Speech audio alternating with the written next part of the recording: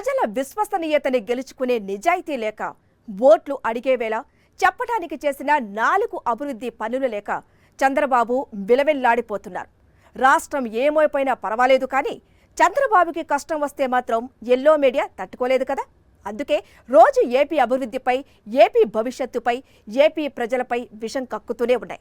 ప్రతిరోజు 10-15 కుట్రపూరిత కథనాలతో జగన్ జనరంజక పాలనపై పడి ఏడుస్తూనే ఉన్నాయి. కానీ జరుగుతున్న అభివృద్ధిని దాచేయటం ఎల్లో మీడియా వల్ల కాదు కదా. అందుకే ఇప్పుడు కేంద్ర ప్రభుత్వం నుంచి జాతీయ మీడియా వరకు ఏపీలో జరుగుతున్న డెవలప్మెంట్ చూసి సభాష్ అంటున్నాయి. దీనిపైనే ఇవాటి మ్యాగజైన్ స్టోరీ. విజనరీ లీడర్, అభివృద్ధికి ప్యాంటు షర్టు వేస్తే ఆయనే. చంద్రబాబు గురించి ఎల్లో మీడియా కొట్టే డప్పు ఇదే కదా. 2014 నుంచి 2019 వరకు 5 ఏళ్ల కాలంలో ఏపీలోకి వచ్చిన పెట్టుబడులు ఎంతో తెలుసా? 34,000 కోట్ల రూపాయలు. మరి 2019 నుంచి ఇప్పటిదాకా వైఎస్ జగన్మోహన్ రెడ్డి పాలనలో ఏపీకి వచ్చిన పెట్టుబడులు ఎంతో తెలుసా? 1,00,000 కోట్ల రూపాయలు. 5 ఏళ్లలో 2 ఏళ్ల సమయాన్ని కరోనా మింగేసిన చంద్రబాబు పాలనలో కన్నా 3 రెట్లు ఎక్కువ పెట్టుబడులను రాష్ట్రానికి సాధించారు జగన్. వైజాగ్ గ్లోబల్ సమ్మిట్లో ఒప్పందాలు చేసుకున్న 13 లక్షల కోట్ల రూపాయలతో సంబంధం లేకుండా ఏపీలోకి 5 ఏళ్లలో వచ్చిన పెట్టుబడులు 1,00,000 కోట్ల రూపాయలు. ఇప్పుడు చెప్పండి, దార్శనికతలో జగన్తో కనీసం పోల్చడానికైనా చంద్రబాబు పనికొస్తారా? 5.5 కోట్ల మంది ఏపీ ప్రజల భవిష్యత్తుని వెక్కిరిస్తూ, స్కామ్లతో మంది సొమ్ము మింగుతూ 2019 వరకు సీఎం పదవి వెలగబెట్టారు చంద్రబాబు. చివరికి ప్రజలు చీకొట్టి 23 ఎమ్మెల్యే స్థానాలకు పరిమితం చేసిన చంద్రబాబు బుద్ధిలో మార్పు రాలేదు. ఏపీని శపిస్తున్నట్టుగా ఖజానా మొత్తం ఖాళీ చేసేశారు. జగన్ సీఎంగా ప్రమాణ స్వీకారం చేసేసరికి ఏపీ ఖజానాలో ఉన్నది కేవలం 100 కోట్ల రూపాయలు. అప్పుల్లో నిలువునా కూరుకుపోయిన రాష్ట్రాన్ని పాలించలేక జగన్ అవస్థలు పడుతుంటే వికటాట్టహాసాలు చేయాలన్నది చంద్రబాబు ఎల్లో మీడియాల కుటిల ఆలోచన. కానీ 5 ఏళ్ల కాలంలో అటు సంక్షేమంలో, ఇటు అభివృద్ధిలో జగన్ అద్భుతాలు సృష్టిస్తూ వచ్చారు. ఇది ఊహించని ఎల్లో మీడియా నిత్యం 10-15 కుట్రపూరిత కథనాలతో జగన్ జనరంజక పాలన మీద విషం కక్కుతోంది. ఏపీలో ఏదో జరిగిపోతోందని, అభివృద్ధిలో వెనకబడిపోయిందని అచ్చోసిన అక్షరాలతో రాక్షసానందం పొందుతోంది. కానీ కళ్లకు కనిపించే అభివృద్ధిని దాచేయడం ఎల్లో మీడియాకు సాధ్యమా? ఏపీ భవిష్యత్తుకి భరోసా ఇస్తూ దేశానికి ఆదర్శంగా నిలుస్తూ సాగుతోన్న జగన్ పాలనని చూసి కేంద్ర ప్రభుత్వం నుంచి నేషనల్ మీడియా వరకు శభాష్ అంటున్నాయి. ఇదిగో ఇలా చూడండి, 5 ఏళ్ల చంద్రబాబు పాలనలో రాష్ట్రానికి వచ్చిన పెట్టుబడుల కన్నా జగన్ పాలనలో 3 రెట్లు ఎక్కువ పెట్టుబడులు వచ్చినట్టు కేంద్ర ప్రభుత్వ లెక్కలతో జాతీయ మీడియాలో వచ్చిన వార్త. జగన్లోని విజనరీ రేంజ్ ని విశ్లేషించిన వార్త. పక్కా లెక్కలతో, ఆధారాలతో ఏపీలో అభివృద్ధికి హ్యాట్స్ ఆఫ్ చెప్తోన్న వార్త. ఆంధ్రప్రదేశ్ గత 5 ఏళ్లలో ప్రధాన పారిశ్రామిక గమ్యస్థానంగా మారింది. ఇంతకు ముందటి 5 ఏళ్లు అంటే గత ప్రభుత్వంలో కంటే 3 రెట్లు ఎక్కువ పెట్టుబడులను ప్రస్తుత ప్రభుత్వం ఆకర్షించింది. ఏపీలో సాగుతోన్న పారిశ్రామిక ప్రగతిని కేంద్ర పరిశ్రమల శాఖ గణాంకాలే స్పష్టం చేస్తున్నాయి. 2014 నుంచి 2018 వరకు 5 సంవత్సరాల్లో అంటే చంద్రబాబు పాలనలో నమోదైన industrial entrepreneur memorandums part B ఫైలింగ్ల ప్రకారం ఏపీకి వచ్చిన వాస్తవ పెట్టుబడులు 32,803 కోట్ల రూపాయలు. జగన్ సీఎంగా బాధ్యతలు స్వీకరించిన నాటి నుంచి 2023 జూన్ వరకు కేవలం 4.5 ఏళ్ల కాలంలో 1,03,000 కోట్ల రూపాయల వాస్తవ పెట్టుబడులు ఏపీకి వచ్చాయి. చంద్రబాబు పాలన కన్నా 3 రెట్లు ఎక్కువ పెట్టుబడులను జగన్ రాష్ట్రానికి సాధించారు. ప్రముఖ బిజినెస్ పత్రిక బిజ్ బజ్ ప్రచురించిన విశ్లేషణాత్మక కథనం అటు పచ్చ బ్యాచ్ కి, ఇటు ఎల్లో మీడియాకి చెమటలు పట్టిస్తోంది. అదే సమయంలో 2 ఏళ్ల కాలాన్ని కరోనా మింగేసిన జగన్ సాధించిన ప్రగతిని చూసి దేశంలోని అనేక రాష్ట్రాలు అబ్బురపడుతున్నాయి. పెట్టుబడుల విషయానికి వస్తే ఆంధ్రప్రదేశ్ రాష్ట్రం నెంబర్ 1 గా ఉంది. 1,00,000 కోట్ల పెట్టుబడులు అంతకుముందు ప్రభుత్వంతో పోల్చుకుంటే ఈ ప్రభుత్వం 3 రెట్లు ఎక్కువగా సంపాదించింది. సో ఇంకొక 10-15 ఏళ్ళు కనుక ఈ రాష్ట్ర ప్రభుత్వం ఇలానే కొనసాగినట్లయితే ఈ డెవలప్మెంట్స్ కానివ్వండి, అలాగే మానవ వనరుల అభివృద్ధి మీద పెడుతున్నటువంటి పెట్టుబడులు కానివ్వండి, సరైన సత్ఫలితాలు ఇచ్చేటువంటి అవకాశం ఉంటుంది. డెఫినెట్ గా రానున్న కొద్ది రోజుల్లో మనకి మ్యానుఫ్యాక్చరింగ్ స్టేట్స్ అయినటువంటి తమిళనాడు కావచ్చు, బిజినెస్ స్టేట్స్ అయినటువంటి గుజరాత్ కావచ్చు, వీటితో కాంపిటీషన్లో ర్యాంకింగ్లో ఆంధ్రప్రదేశ్ నిలిచేటువంటి అవకాశం ఉంటుంది. ఇంకా ఇప్పుడు ప్రారంభిస్తున్నటువంటి పోర్ట్లు ఇవి కూడా పూర్తిగా రూపుదాల్చి ఆపరేషన్స్లో కనుక వచ్చినట్లయితే ఇంకా ఎక్స్పోర్ట్స్ ఇంపోర్ట్స్ ఇంకా సులభతరం అవుతాయి. ఇవన్నీ కూడా ఇంకా డిఫరెంట్ ఇండస్ట్రియల్ కారిడార్స్ని పెంచేదానికి అవకాశం ఉంటుంది. కొప్పర్తి కావచ్చు, ఇలా రకరకాల చోట్ల ఇంకా పెట్టుబడులు వచ్చేటువంటి అవకాశం ఉంటుంది. ముఖ్యమంత్రిగా బాధ్యతలు స్వీకరించిన నాటి నుంచి ఇటు పేద, మధ్యతరగతి, బడుగు బలహీన వర్గాల సంక్షేమంతో పాటుగా ఏపీ అభివృద్ధిపైన జగన్ దృష్టి పెట్టారు.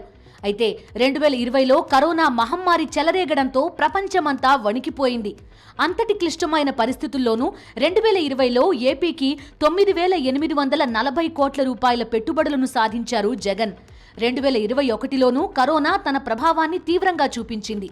అయినా పెట్టుబడులను ఆకర్షించడానికి వైఎస్ జగన్మోహన్ రెడ్డి ప్రత్యేక కసరత్తు చేశారు. 2022 ఒక్క ఏడాదే 46 ప్రాజెక్టులతో ఏకంగా 45,217 కోట్ల రూపాయల పెట్టుబడులు ఏపీకి వచ్చాయి.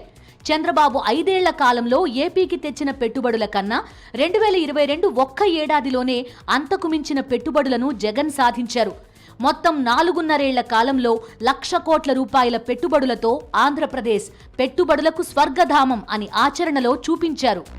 కార్పొరేట్ బ్యాకింగ్ ఉండి స్థిరమైన పెట్టుబడి చరిత్ర కలిగిన కంపెనీలు రావడం అనేది ఇంకొక సిగ్నిఫికెంట్ డెవలప్మెంట్ మనం అబ్జర్వ్ చేస్తే, పర్టికులర్గా అదానీస్ ఉన్నారనుకోండి, Adanis they are setting up a data centre, they are investing on green energy initiatives. Reliance వాళ్ళు already they are present in KG basin.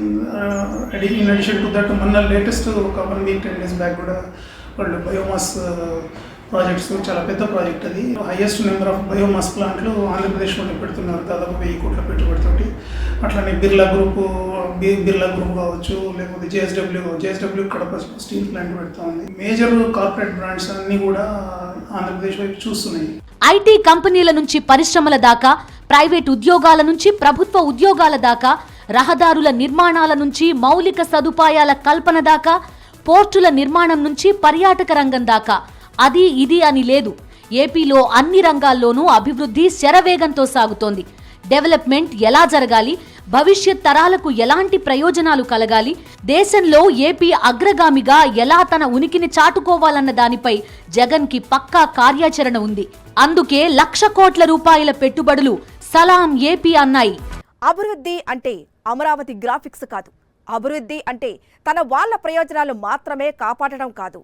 అభివృద్ధి అంటే విజనరీ ముసుగులో 1,00,000 కోట్లు మింగేసి ప్రజల బతుకులను చీకట్లోకి నెట్టేయటం కాదు. సీఎంగా చంద్రబాబు వెలగబెట్టింది అదే. అభివృద్ధి అంటే ప్రజల జీవన ప్రమాణాలు పెరగాలి. అభివృద్ధి అంటే అన్ని ప్రాంతాల్లోనూ వెలుగులు నింపాలి. అభివృద్ధి అంటే భవిష్యత్తు తరాలకు భరోసా ఇవ్వాలి. అభివృద్ధి అంటే పెట్టుబడులకు స్వర్గధామంగా ఉనికిని చాటుకోవాలి. ఇప్పుడు ఏపీలో వైఎస్ జగన్మోహన్ రెడ్డి చేస్తోంది అదే.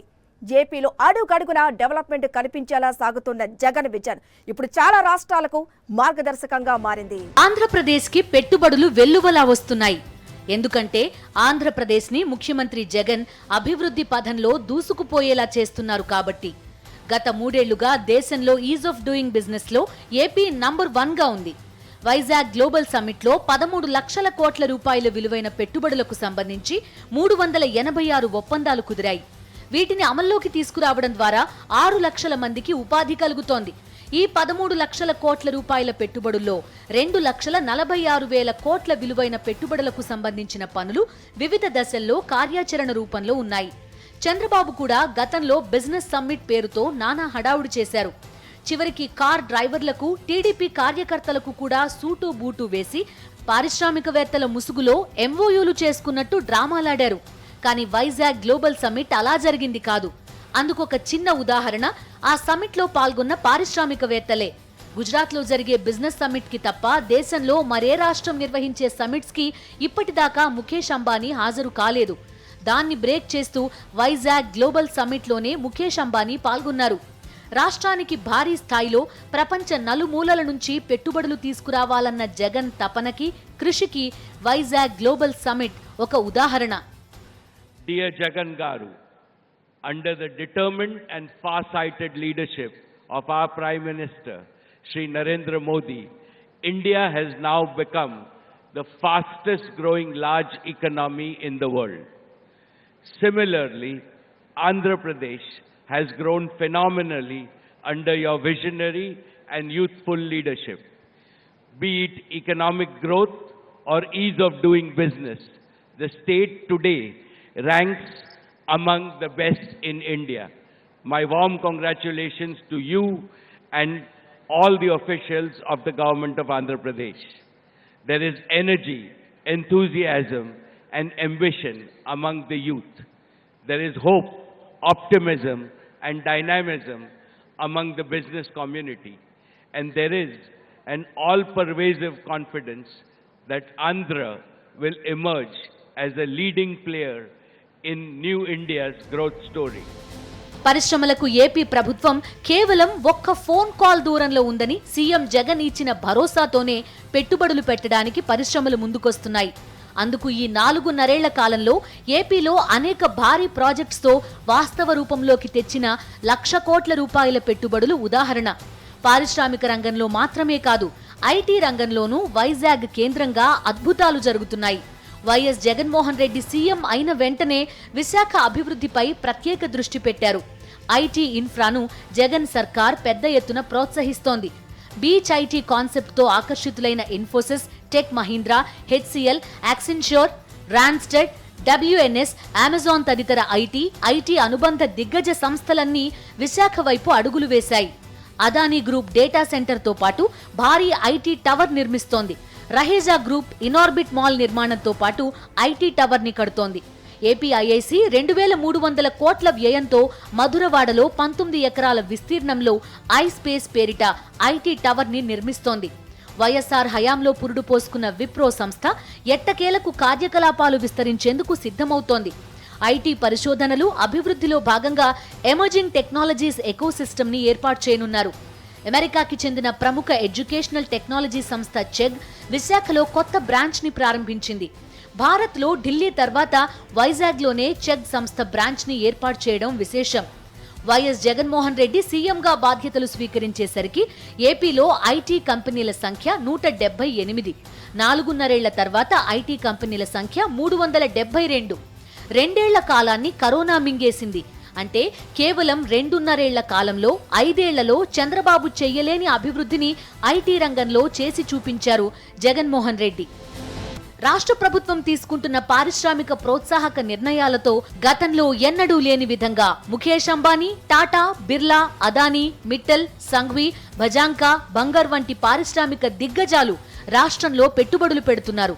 ఇన్ఫోసిస్, విప్రో, అమెజాన్, బీఈఎల్, రాన్స్టెడ్ తదితర దిగ్గజ ఐటీ కంపెనీలు విశాఖలో కార్యకలాపాలు ప్రారంభించాయి. Blue star, Daikin, Dixon, TCL, Munot తదితర అనేక ఎలక్ట్రానిక్ కంపెనీలు ఏపీలో తమ కార్యకలాపాలను ప్రారంభించడమే కాకుండా విస్తరణ కార్యక్రమాలు చేపట్టాయి. అలాగే 2022-23లో రాష్ట్ర ప్రభుత్వం 3,32,000 కోట్లను ఆకర్షించిందని ఎంఎస్ఎంఈ ఎక్స్పోర్ట్ ప్రమోషన్ కౌన్సిల్ చెప్పింది. ఇది ఏపీలో పారిశ్రామిక రంగంలో జరిగిన అభివృద్ధికి, జరుగుతోన్న అభివృద్ధికి చిన్న టీజర్ లాంటిది. జగన్ దార్శనిక పాలనలో ఏపీ ఇంతలా ప్రగతి పథంలో దూసుకుపోతుంటే దీన్ని సహించలేని, జీర్ణించుకోలేని పచ్చ బ్యాచ్, ఎల్లో మీడియా విషం కక్కుతూనే ఉన్నారు. బాబొస్తే జాబ్ వస్తుందని నమ్మించి 5 ఏళ్ల పాటు 5.5 కోట్ల మందిని అవహేళన చేశారు చంద్రబాబు. మరిప్పుడు ఏపీలో ఏం జరుగుతోంది? ఉద్యోగాల కల్పనలో జగన్ సంచలనాలు సృష్టిస్తున్నారు. అన్ని ఉద్యోగాలు ఎక్కడి నుంచి వస్తున్నాయి? కంపెనీలు ఏపీకి క్యూ కడుతున్నాయి కాబట్టే అది సాధ్యమవుతోంది. పెట్టుబడులు వెల్లువలా వచ్చి పడుతున్నాయి కాబట్టే అది సాధ్యమవుతోంది. గడిచిన 3 ఏళ్లలో ఏపీలో ట్యాక్స్ ప్లేయర్ల సంఖ్య ఏకంగా 18 లక్షలు పెరిగింది. దేశంలో ఏ రాష్ట్రంలోనూ ఇంతగా కొత్త ట్యాక్స్ పేయర్స్ పుట్టుకురాలేదు. ముంబై రాజధానిగా ఉన్న మహారాష్ట్రలోనూ ఇంతగా ట్యాక్స్ పేయర్స్ సంఖ్య పెరగలేదు. మరి ఏపీకి ఎలా సాధ్యమైంది? ఎందుకంటే ఏపీలో ప్రజల తలసరి ఆదాయం పెరుగుతోంది కాబట్టి, పేదరికం తగ్గుతోంది కాబట్టి. ఎందుకంటే ఏపీ ముఖ్యమంత్రి వైఎస్ జగన్మోహన్ రెడ్డి చెప్పాడంటే చేస్తాడంతే. ఏపీని అన్ని రకాలుగా నాశనం చేయాలని పంతం పట్టి చంద్రబాబు 5 ఏళ్ల పాలన సాగించారు. ప్రజల కళ్లకు గ్రాఫిక్స్ గంతలు కట్టి లక్షల కోట్ల రూపాయల స్కామ్లు చేయడం మాత్రమే కాదు, అప్పుల్లో రికార్డులు సృష్టించారు. పోనీ చంద్రబాబు చేసిన 2,60,000 కోట్ల రూపాయల అప్పుల వల్ల ఏపీలో ఏమైనా అభివృద్ధి జరిగిందా అంటే లేదు. సంక్షేమం జరిగిందా అంటే లేదు. ఆ లక్షల కోట్ల రూపాయలు బాబు వర్గం జేబులోకే వెళ్లిపోయాయి. జగన్ సీఎం అయ్యాక అటు అభివృద్ధిని ఇటు సంక్షేమాన్ని పరుగులు పెట్టించడమే కాదు అప్పులను తగ్గించుకుంటూ వచ్చారు. అప్పుల వృద్ధి రేటు బాబు పాలనలో 22% ఉంటే అది జగన్ పాలనలో 12%గా ఉంది. అలాగే స్థూల ఉత్పత్తిలో అప్పు బాబు హయాంలో 7.4%, జగన్ హయాంలో 5.2%గా ఉంది. ఇది పాలకుడిగా వైఎస్ జగన్మోహన్ రెడ్డి సత్తా. అభివృద్ధికి అసలు నిర్వచనం ఏంటి అంటే నిన్న కన్నా నేడు బాగుండడం, నేడు కన్నా రేపు బాగుండడం, రేపు కన్నా ఎల్లుండి ఇంకా బాగుంటుందన్న భరోసా ఇవ్వగలగడం. అది అసలైన అభివృద్ధి. ఏపీలో ఇప్పుడు కనిపిస్తున్న డెవలప్మెంట్ చాలా చిన్నదని, జగన్ విజన్లో ఉన్న అసలైన అభివృద్ధి రాబోయే రోజుల్లో కనిపిస్తుందని పరిశీలకులు విశ్లేషిస్తున్నారు. ప్రభుత్వ స్కూల్స్లో జగన్ తీసుకొచ్చిన సంస్కరణలే అందుకు ఉదాహరణగా చెప్తున్నారు. English medium, IB syllabus, digital class rooms, లక్షల మంది విద్యార్థులకు ట్యాబ్లు, ఇలా చెప్పుకుంటూ పోతే ప్రభుత్వ పాఠశాలల్లో విద్యాబోధన స్వరూపమే జగన్ మార్చేశారు. ఇందుకోసం ఇప్పటిదాకా పెట్టిన ఖర్చు 73,000 కోట్ల రూపాయలు. చాలా మంది పేద విద్యార్థులకు అత్యున్నత ప్రమాణాలతో కూడిన విద్యని అందించడాన్ని సంక్షేమంగా చూస్తున్నారు. కానీ నాణ్యమైన విద్యని అందించడం సంక్షేమం మాత్రమే కాదు, అంతకు మించి అభివృద్ధి ప్రణాళిక కూడా. లక్షల మంది నిరుపేద విద్యార్థులు అత్యున్నతమైన విద్యని అభ్యసిస్తే వాళ్ల చేతుల్లో రాష్ట్రం ప్రపంచ స్థాయికి చేరుతుంది. జగన్ లక్ష్యం అదే. ప్రపంచంలో ఏ దేశం కూడా ఎడ్యుకేషన్ మీద ఇన్వెస్ట్మెంట్ని సంక్షేమం కింద చూడదు. ఎందుకంటే that will be contributing to GDP, gross domestic ప్రొడ్యూస్లో.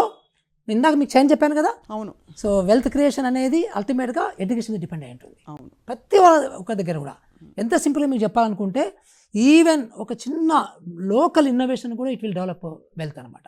So మనం చాలా చోట చూసాం కదా, పంజాబ్లో చూసాము, మన దగ్గర కూడా చూసాము.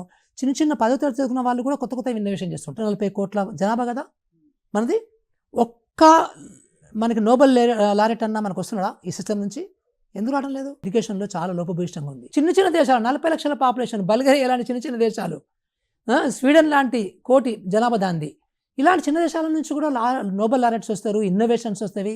ఇప్పుడు మనం చూస్తున్న అన్ని ఇన్నోవేషన్స్ కూడా ఒక్క ఇన్నోవేషన్ ఇండియా నుంచి రాలేదు. ఇన్ని వేల సంవత్సరాల నుంచి, ఇన్ని వందల సంవత్సరాల నుంచి. ఎందుకు? ఇట్స్ బికాజ్ మన భావజాలము అనేది చాలా అగ్లీగా ఉంది. దేశంలోనే 2వ అతి పొడవైన తీరరేఖ ఏపీ సొంతం. ఆగ్నేయాసియాకు సముద్ర వాణిజ్య కేంద్రంగా అభివృద్ధి చెందడానికి ఎంతో అవకాశం ఉంది. కానీ చంద్రబాబు హయాంలో తీర ప్రాంతాన్ని అభివృద్ధి చేయడానికి తీసుకున్న చర్యలు శూన్యం. వైఎస్ జగన్మోహన్ రెడ్డి సీఎంగా బాధ్యతలు తీసుకోగానే తీర ప్రాంతాన్ని అభివృద్ధి చేయడంపై దృష్టి పెట్టారు. 3,800 కోట్ల రూపాయలతో 10 ఫిషింగ్ హార్బర్ల అభివృద్ధికి ప్రభుత్వం ప్రాధాన్యతనిచ్చింది. వీటి ద్వారా 1,00,000 మందికి పైగా మత్స్యకార కుటుంబాలకు జీవనోపాధి లభిస్తుంది. అలానే 20,000 కోట్ల రూపాయలతో రామాయపట్నం, మూలపేట, మచిలీపట్నం, కాకినాడ గేట్వే, ఇలా మొత్తం 4 కొత్త పోర్టులను అభివృద్ధి చేస్తోంది. ఇలా అన్ని రంగాల్లో ఏపీ సమగ్ర అభివృద్ధికి జగన్ చేస్తున్న కృషి అప్పుడే ఫలితాలను ఇస్తోంది. గత 3 ఏళ్లలో ఏపీలో ట్యాక్స్ పేయర్ల సంఖ్య ఏకంగా 18 లక్షలు పెరిగింది. దేశ ఆర్థిక రాజధానిగా పిలిచే ముంబై లాంటి మహానగరం ఉన్న మహారాష్ట్రలోనూ ఇంతమంది ట్యాక్స్ పేయర్స్ పెరగలేదు. ఏపీలో కొత్తగా 18 లక్షల మంది ట్యాక్స్ పేయర్స్ ఎందుకు పెరిగారు?